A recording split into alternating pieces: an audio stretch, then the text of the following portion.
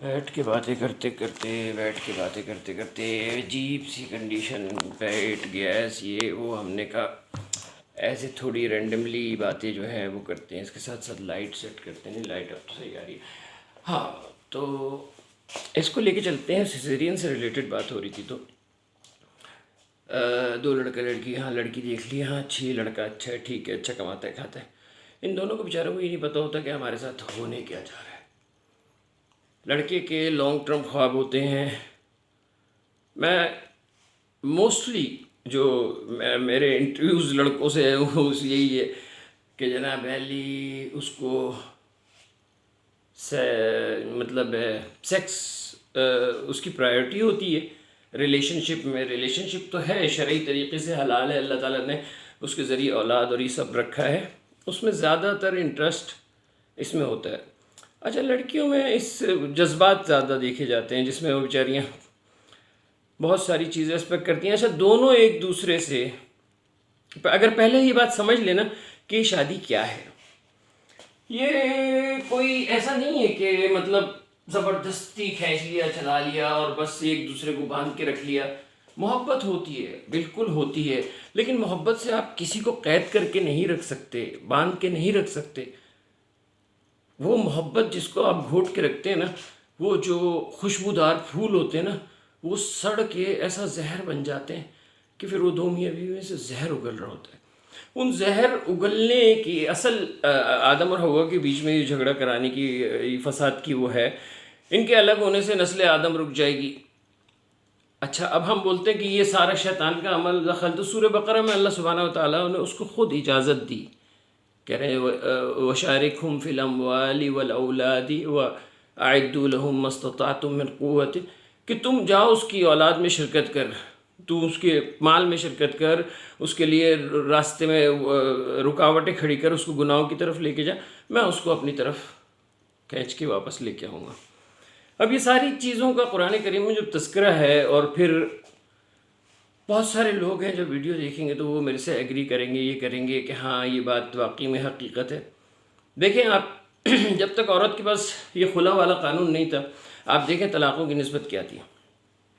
جب سے خلا والا قانون آیا ہے آپ دیکھ لیں طلاقوں کی نسبت اور کم ہو گئی ہے، جبکہ خلا کی نسبت آسمانوں سے بات کر رہی ہے. یہ سب کیا ہے؟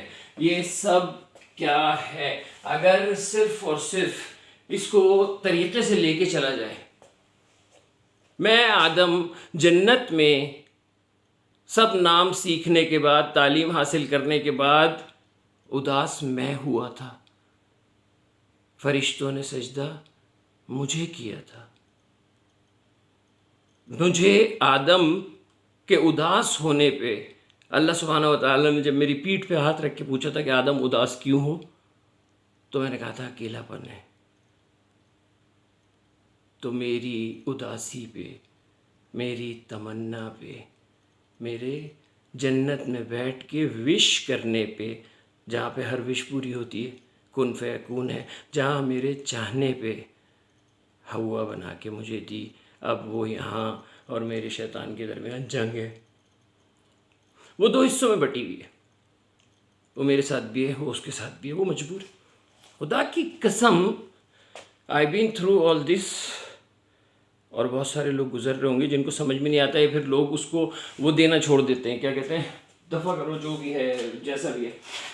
مختصر مگر مفید یہ وہاں سے شروع ہوتا ہے جب نئی نئی شادی ہوتی ہے اور جناب علی زندگی کے سہانے پیارے پیارے یادگار لمحے، رنگین راتیں، سوتے جاگتے نئی یادوں کے سفر شروع ہوتے ہیں.